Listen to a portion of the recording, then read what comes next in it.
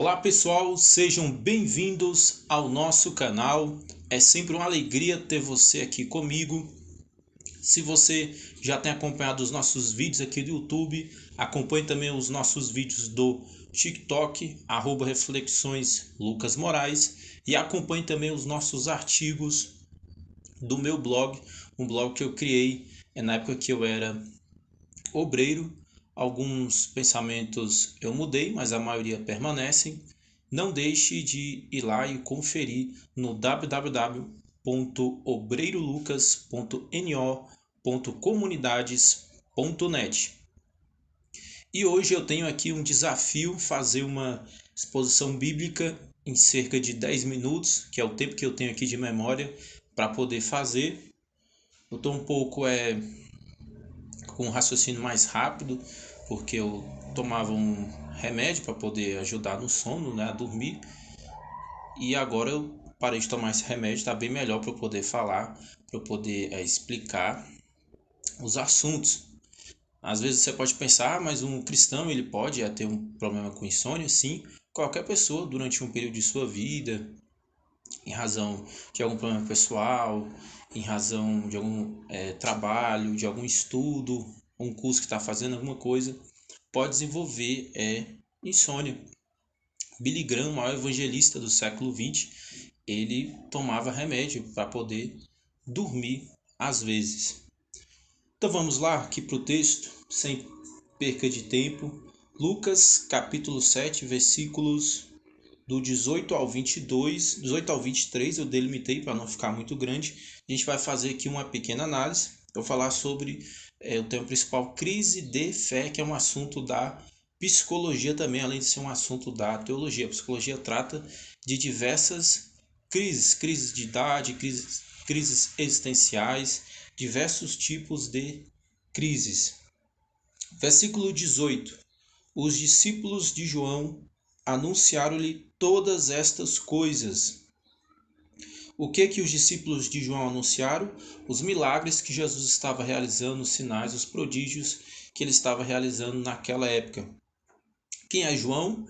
João é aquele João o Batista, que era primo de Jesus, que foi criado no deserto, se desenvolveu no deserto, e depois ele apareceu em Jerusalém, pregando arrependimento para as pessoas, e tinha coragem, inclusive, de pregar para as autoridades e para os ricos.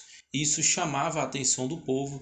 Ele adquiriu uma grande popularidade pela sua fé, pela sua convicção, e ele foi um precursor de Cristo Jesus e deu testemunho também a respeito de Jesus, colocando Jesus como Salvador, como Cordeiro que tira o pecado do mundo.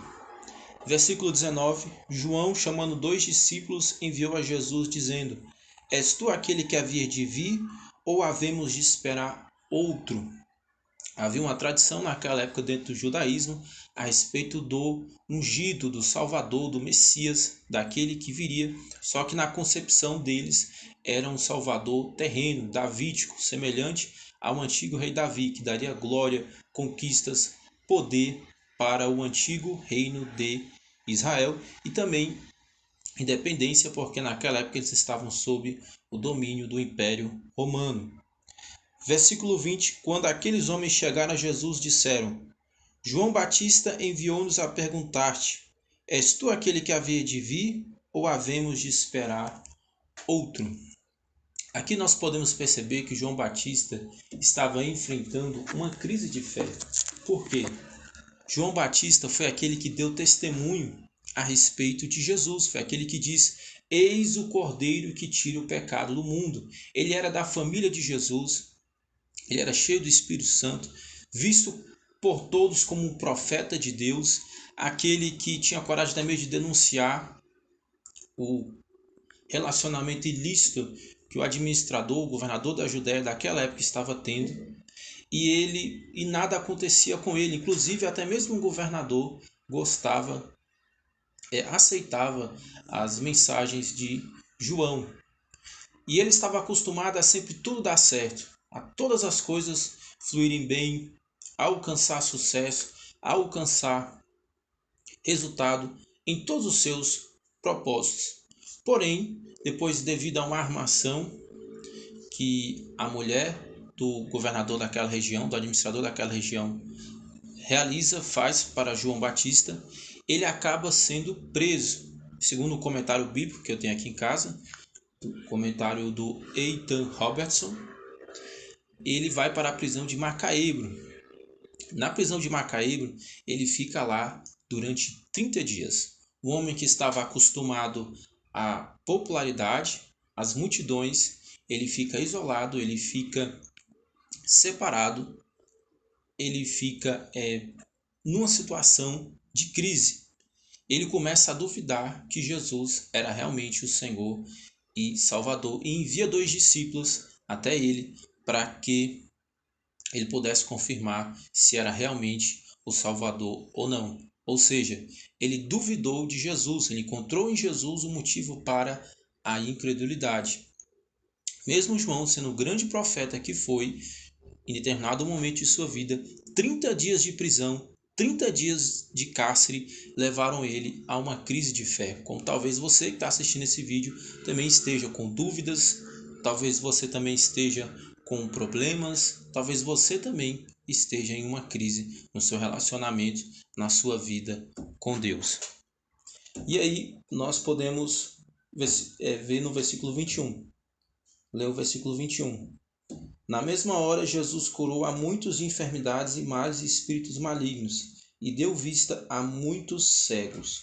Por que Jesus fez isso? Porque ele curou na frente dos discípulos para confirmar que ele realmente era Senhor e Salvador, para que aqueles discípulos testemunhassem aquilo e fossem até João Batista e relatassem o que tinha acontecido. Por que Jesus fez isso? Jesus fez isso porque ele compreendia a situação de João Batista. Não concordou com a atitude de João Batista, porém ele tinha compreensão da situação complicada e difícil que João Batista estava. Assim também temos que ser nós temos que ter compreensão com as outras pessoas, com o nosso semelhante, termos empatia, nos colocarmos no lugar do outro. Ainda que a gente não concorde com tudo, nós temos que ter este respeito e essa harmonia com o nosso semelhante. Isso é muito importante em nossas vidas espirituais e sociais. Versículo 22. Então lhes respondeu: Ide a anunciar a João que tendes visto e ouvido: os cegos veem, os coxos andam, os leprosos são purificados, os surdos ouvem, os mortos são ressuscitados, e aos pobres é anunciado o Evangelho. É muito importante a popularização do conhecimento bíblico, a popularização da teologia. Nós vemos que Jesus ele destoa um pouco dos mestres de sua época, porque ele inclui os mais pobres, ele inclui as classes sociais mais baixas. E é o que nós também devemos fazer. Pregar não somente para os ricos, não excluirmos os ricos, mas incluirmos os pobres, para que os pobres se juntem aos ricos e todos possam aprender mais sobre Deus, sobre a Bíblia, sobre a fé cristã. 23. Bem-aventurado é aquele que em mim não se escandalizar. Aqui o termo grego do Novo Testamento significa aquele que não encontra em mim motivo para pecar, motivo para duvidar, que foi o que aconteceu com João Batista. Ele encontrou em Cristo um motivo para duvidar, porque Cristo não tirou ele daquela prisão terrível que ele estava. E isso fez com que ele passasse a duvidar. Jesus diz: bem-aventurado, feliz aquele, próspero aquele que não encontrar em mim motivo para duvidar, para ter uma crise. Mas, inevitavelmente, às vezes você pode passar por uma crise de fé, uma crise existencial, começar a duvidar, começar a achar que Deus te abandonou, começar a achar que Deus não gosta de você. E isso não é verdade. Deus, ele tem muito apreço por você, pela sua vida, pelos seus propósitos, projetos, ainda que talvez nem todos ele esteja de acordo, mas ele tem apreço por você, ele valoriza a sua vida, a sua existência, tão tal que foi ele que te criou. Então, nos lembremos disso e que nós possamos receber da parte de Deus força para nós continuarmos a nossa caminhada cristã, a nossa jornada cristã. Se você gostou da nossa explicação, não deixe de se inscrever no nosso canal, de deixar o seu gostei e de continuar acompanhando o nosso trabalho.